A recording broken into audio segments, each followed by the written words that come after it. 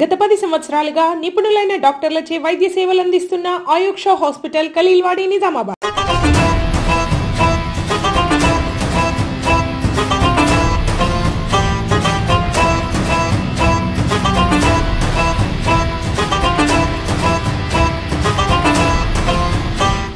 శాంతి భద్రతలకు సహకరించడంలో, ప్రకృతి విపత్తుల సమయంలో ప్రజలను రక్షించడంలో, రవాణా మరియు ట్రాఫిక్ నిర్వహణలో మరియు ప్రభుత్వ కార్యక్రమాల అమలులో మీరు పోషిస్తున్న పాత్ర అసాధారణమైనది.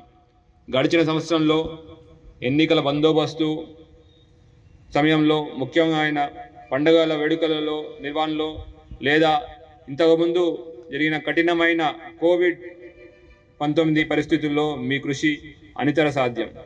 ట్రాఫిక్ నియంత్రించడంలో, రాత్రిపూట గస్తీ నిర్వహించడంలో మరియు విపత్తు సంభవించినప్పుడు ముందుండి ప్రజలను రక్షించడంలో మీరు చూపిన చొరవ, బాధ్యత గొప్ప ఉదాహరణగా నిలుస్తున్నాయి. మీ ప్రతిచర్య, వేగం, నిస్వార్థ సేవకు మేము శిరస్సు వంచి నమస్కరిస్తున్నాము. స్వచ్ఛందంగా, నిస్వార్థంగా మీరు అందిస్తున్న సేవకు జాతి ఎల్లప్పుడూ రుణపడి ఉంటుంది. హోంగార్డ్ ఆర్గనైజేషన్స్ యొక్క చారిత్రక నేపథ్యాన్ని మనం ఇప్పుడు చెప్పుకోవడం ఎంతైనా అవసరం. 2వ ప్రపంచ యుద్ధం సమయంలో యునైటెడ్ కింగ్డమ్లోని స్థానిక రక్షణ కోసం హోంగార్డ్ అనేది ఒక స్వచ్ఛంద పౌర సంస్థను స్థాపించారు. భారతదేశంలో అల్లర్లు మరియు సామాజిక మత అల్లర్లు నియంత్రించడంలో పోలీసులకు సహకరించేందుకు 1946 డిసెంబర్ 6న బొంబాయిలో హోంగార్డ్స్ని ఏర్పాటు చేశారు. తర్వాత శాంతి భద్రతల నిర్వహణ మరియు వరదలు, అగ్ని ప్రమాదాలు, కరువులు వంటి అత్యవసర పరిస్థితులను ఎదుర్కోవడంలో పోలీసులకు అనుబంధంగా పనిచేసే స్వచ్ఛంద పౌర దళం అనే భావనను పలు రాష్ట్రాలు అంగీకరించాయి. ఉదాహరణకు పరాంతి రక్షాదళ్, వెస్ట్ బెంగాల్ విలేజ్ బ్లాక్ మరియు సివిక్ గార్డ్స్ వంటి స్వచ్ఛంద పౌర దళాలు ఉన్నాయి. 1962 చైనా దాడుల అనంతరం రాష్ట్రాలు మరియు కేంద్ర పాలిత ప్రాంతాలు వద్ద ఉన్న అప్పటి స్వచ్ఛంద సంస్థలను ఒకే సంస్థగా మార్చుతూ అన్ని అఖిల భారత స్వచ్ఛంద దళాలను భావన మరియు స్వభావం పరంగా పూర్తిగా స్వచ్ఛందత్వం కలిగిన హోంగార్డ్స్ అనే సంస్థలో విలీనం చేయాలని కేంద్రం నిర్ణయించింది. అట్లాగా 1962లో మన హోంగార్డ్స్ ఆర్గనైజేషన్ ఉంది. పోలీస్ డిపార్ట్మెంట్లో హోంగార్డ్స్ ఆఫీసుల పాత్ర ఎంతో ముఖ్యమైనది. లా అండ్ ఆర్డర్ పరిరక్షణలో భాగంగా పోలీస్ స్టేషన్లో పనిచేస్తున్న కానిస్టేబుల్తో పాటు బ్లూ కోల్స్లో మన హోంగార్డ్ ఆఫీసర్స్ సేవలు అందిస్తున్నారు. అలాగే గస్తీ నిర్వహణ, కార్డనెన్స్ సెర్చ్, వాహనాల తనిఖీలు, ఇతర సాంకేతిక పరిజ్ఞానాలు అందిపుంచుకుంటూ బందోబస్తు నిర్వహణ మరియు క్రిమినల్ కేసుల్లో ఛేదించడంలో హోంగార్డ్ ఆఫీసర్ల పాత్ర గుర్తించదగింది. మహిళలకు రక్షణలు నిలిపించి వారిలో ధైర్యం నింపడంలో మహిళా హోంగార్డ్ ఆఫీసర్లు అందిస్తున్న సేవలు ఎంతో విలువైనది.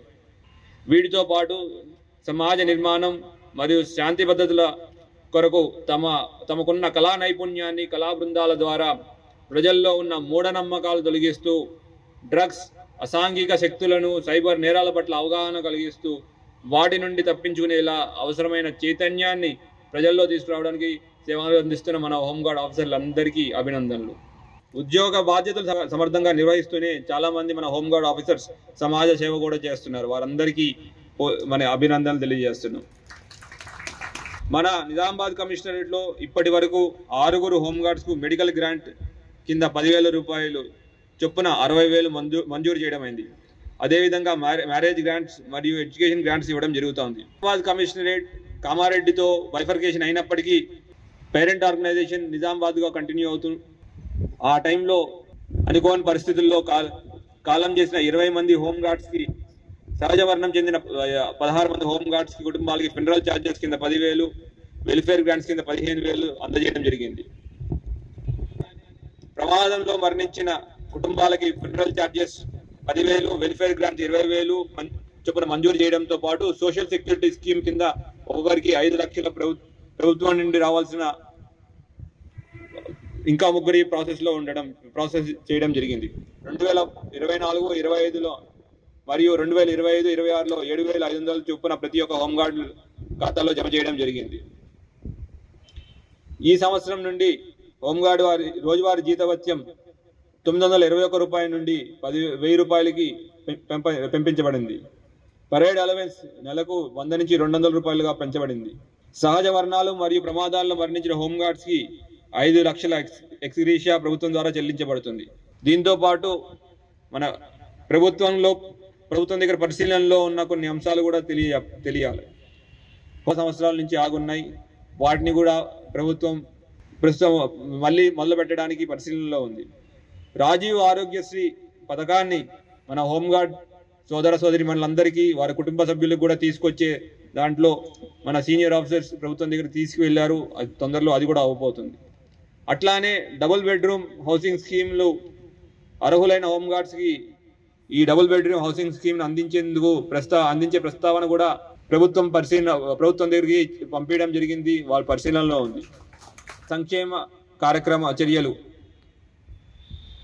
హోంగార్డ్ సంక్షేమం కోసం హోంగార్డ్స్ సంస్థ మరియు HDFC బ్యాంక్ అండ్ యాక్సిస్ బ్యాంక్తో సమన్వయం చేసి డైలీ డ్యూటీ అలవెన్స్ ఖాతాలను వైద్య బీమా ఖాతాలతోనే వైద్య బీమా సౌకర్యాన్ని అనుసంధానం చేస్తూ దాన్ని పొందే విధానాన్ని సులభతరం చేయడానికి ప్రాసెస్లో ఉంది.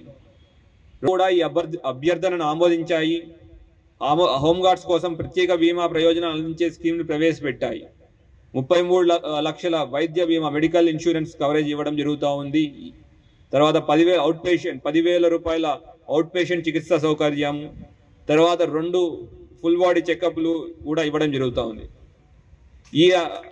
ఇది హోంగార్డ్స్ ఆఫీసర్లకు మాత్రమే కాకుండా వారి కుటుంబ సభ్యులకి, ముఖ్యంగా 2 పెద్దలకి 2 పిల్లలకు వర్తించేందుకు ప్రత్యేక ప్రయోజనాలు కల్పించే ఏర్పాటు చేయడం జరిగింది.